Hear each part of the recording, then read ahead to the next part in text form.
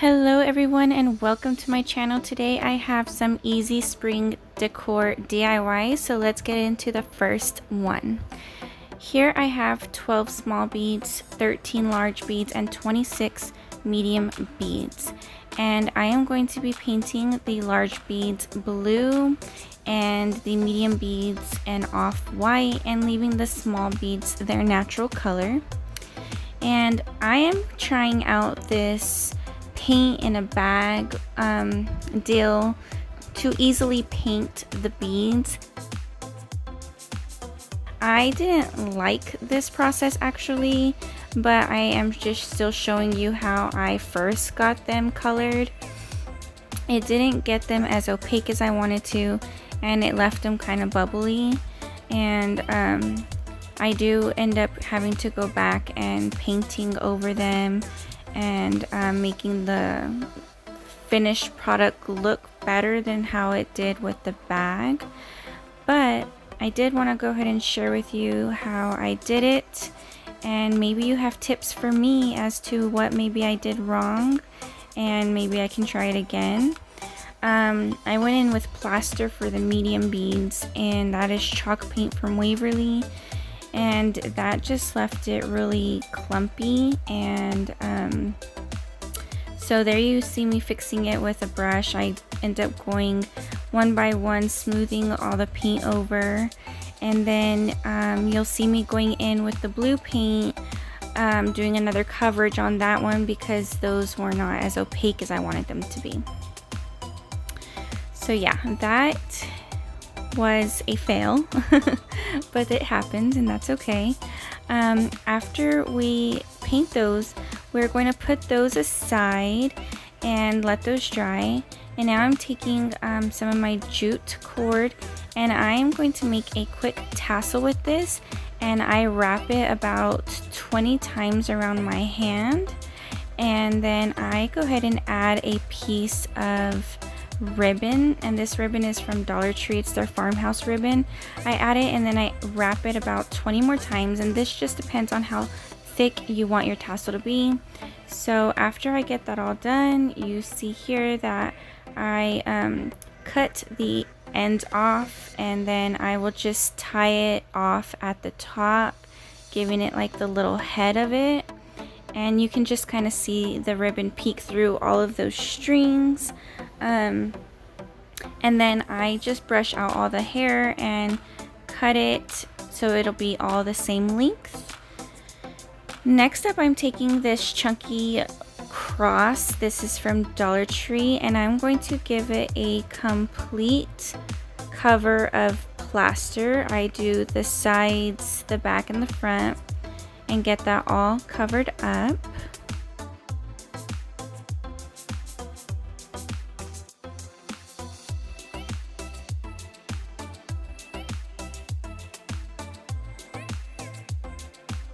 Once I have this completely covered, I go in with Waverly Antique and a stencil brush from Dollar Tree and kind of distress the cross on all of the edges.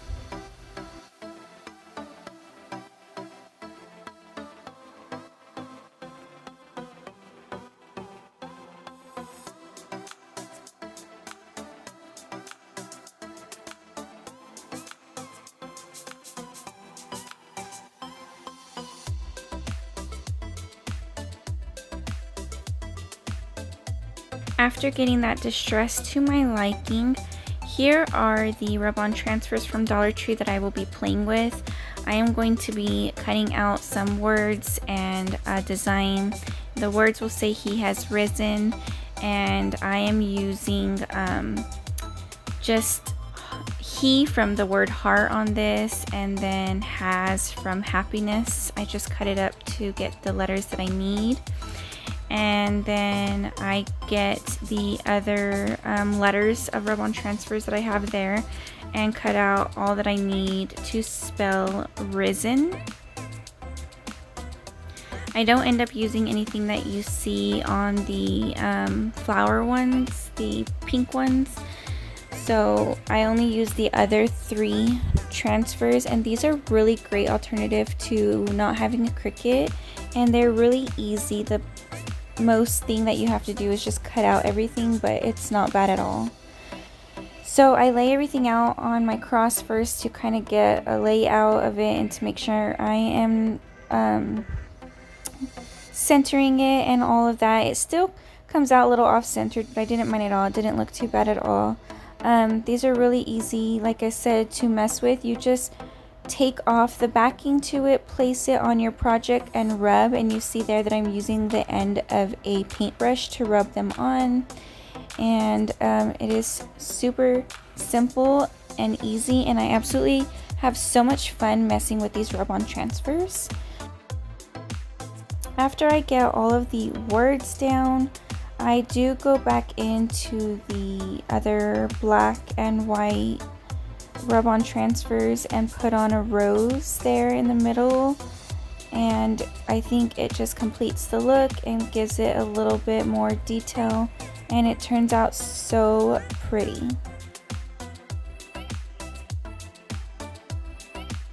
Let me know down below in the comments if you guys have made a beaded garland before.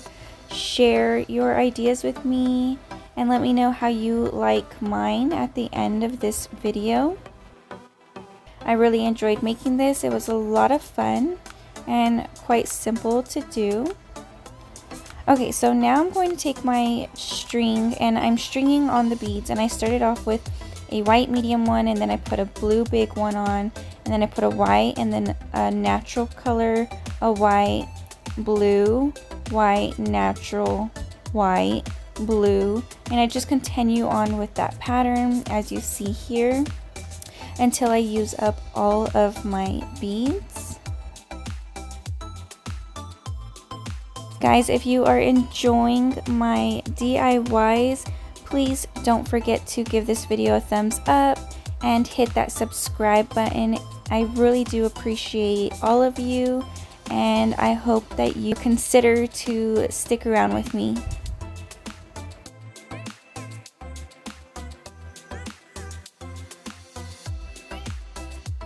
And I am using that pink pokey tool from Dollar Tree in case I got too much paint clumped up in the holes of these beads, and that just helps clear any of that excess paint out. That is a real good and nice tool to have. I actually just got it in my last haul.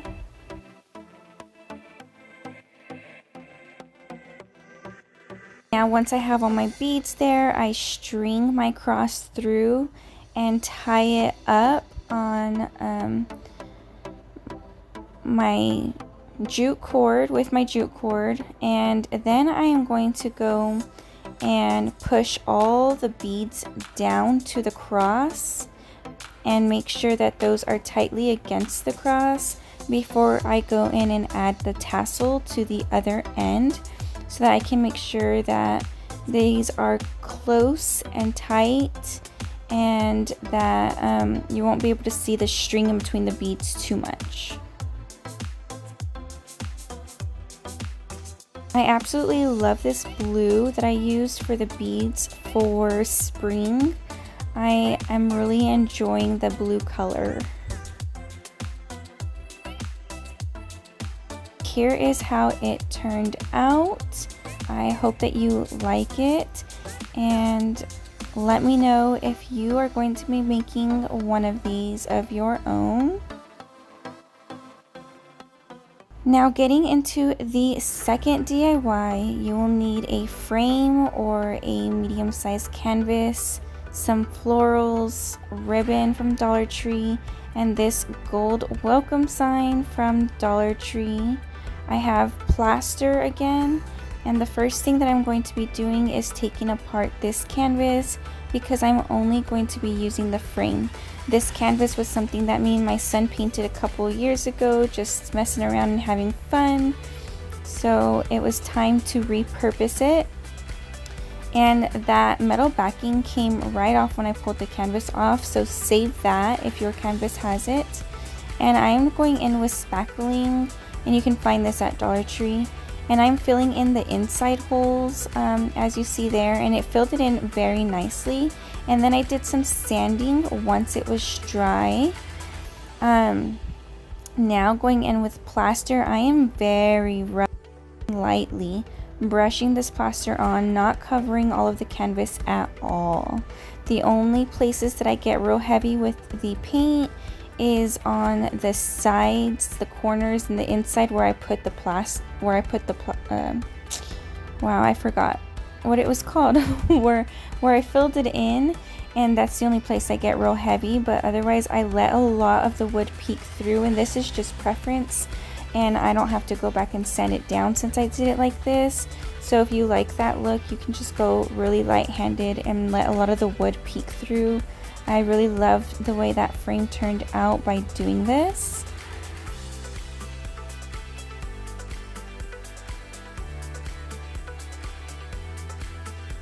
After we get the frame all painted up, we will set it aside to dry and move on to the gold welcome piece.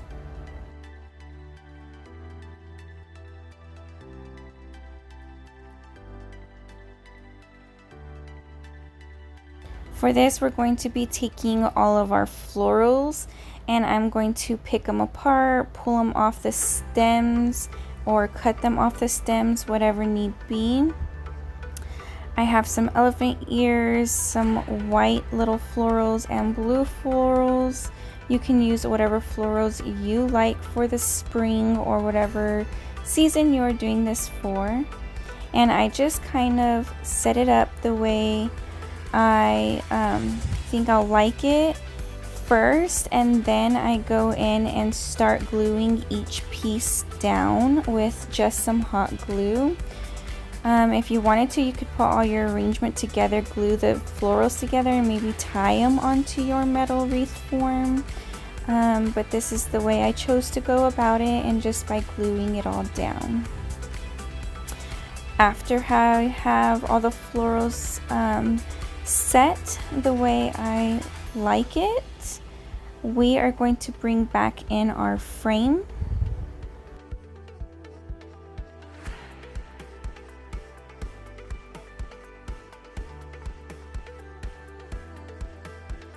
Well, I thought we were there already. Sorry. Now we are going to bring back in our frame, and I am just going to find the center of it, and I'm going in with the ribbon from Dollar Tree. This is just a lace burlap ribbon.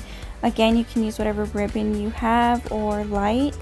And I'm going to put a little bit of hot glue on the gold metal frame just so that ribbon doesn't slip and slide around it, and it holds it real nicely. And then I am going to also go around the frame so that the ribbon is holding the metal piece in the middle of the frame.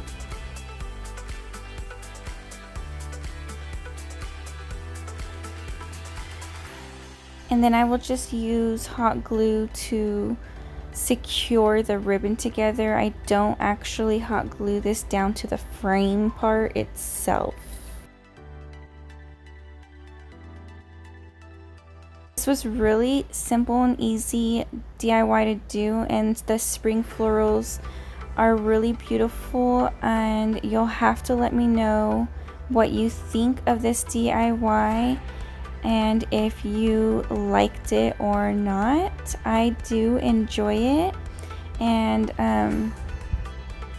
now I'm going back in with that metal piece that was originally on my canvas, and I just hammer it over my ribbon into the original holes that were already there, so I don't have to do much work there. And I have it hanging in my kitchen right now. It's so beautiful and rustic looking. I absolutely love the painting job on the frame.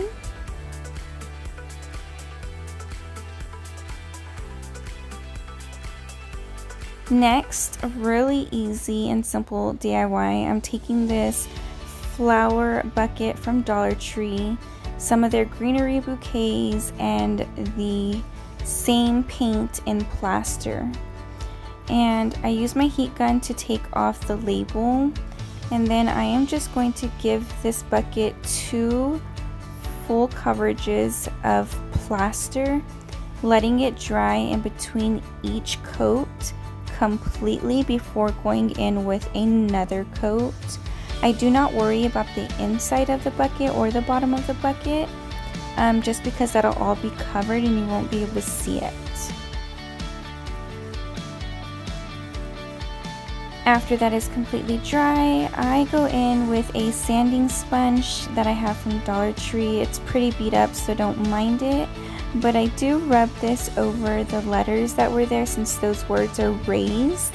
And I give that a little bit of distressing and bring back those words through that paint.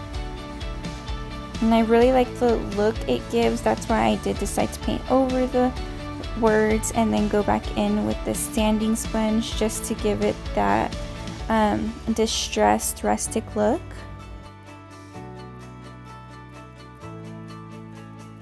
And I do this on both sides.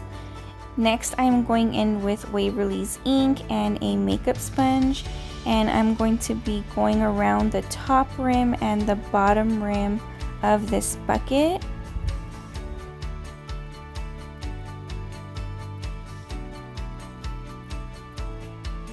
I do also line the letters with it a little bit just so they can pop out just a little bit more in some certain areas. On the other side, you will see that I get a little too crazy with it, but it's okay. You can either fix it with some more plaster paint or just face the other side forward and the bad side backwards like I did.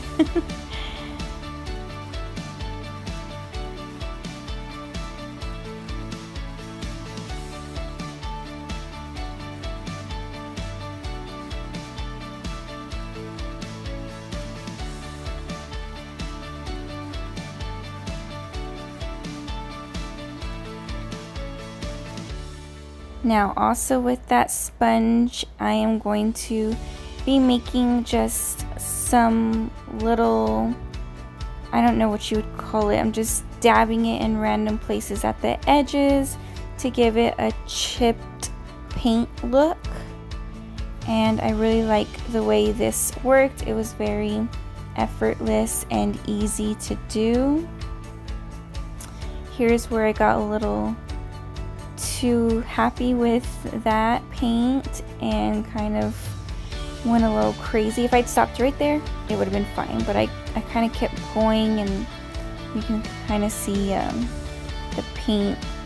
I don't know, it just didn't turn out very well on that side, but the front side, well, at least the side I'm using as the front, looks fine. So that's the side we'll face forward. Now going in with some dry foam. They have some of this at Dollar Tree, but I picked this one up at Walmart. I put in 2 blocks there, and then I do go in with some moss from Dollar Tree just to cover up that floral foam better and the inside that we didn't paint. And then I go in with these greeneries. One kind of pick has berries on it, as you see, those yellow and purplish berries. The other one has lavender on it, but putting them together just turns out so beautiful. I really love the way this came out. It looks so easy. It was so easy to put together, and a nice little spring statement in your home. Now you'll have to let me know which of these 3 DIYs was your favorite and which, if any, you'll try out on your own. Don't forget to hit that like button and subscribe button, and I will see you all in the next video. Bye!